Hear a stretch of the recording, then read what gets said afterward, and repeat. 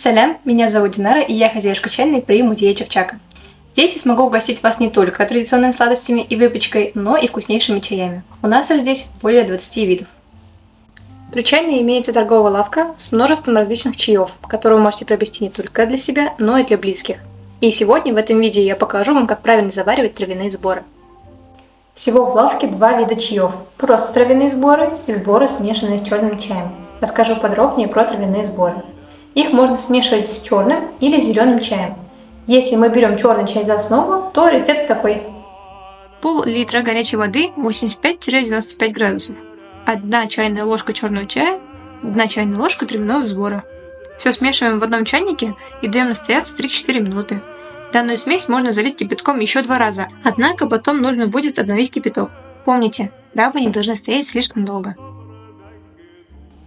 Если за основу берем зеленый чай, то действия остаются такими же, но нужно брать воду похолоднее, 80-90 градусов.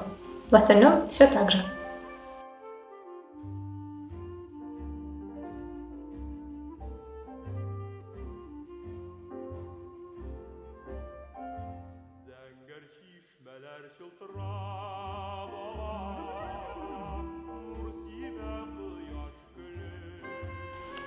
Вообще, травяной сбор можно пить без чайной основы. Для этого нам понадобится пол-литра кипятка, 2 чайные ложки травяного сбора. Травы залить кипятком, дать настояться 3-4 минуты. В остальном правила остаются те же.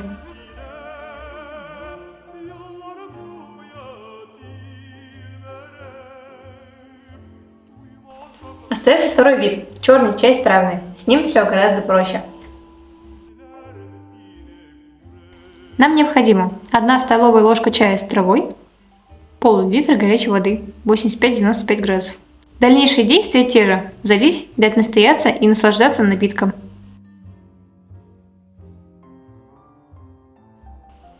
Приятных вам чаепитий и ждем вас в гости!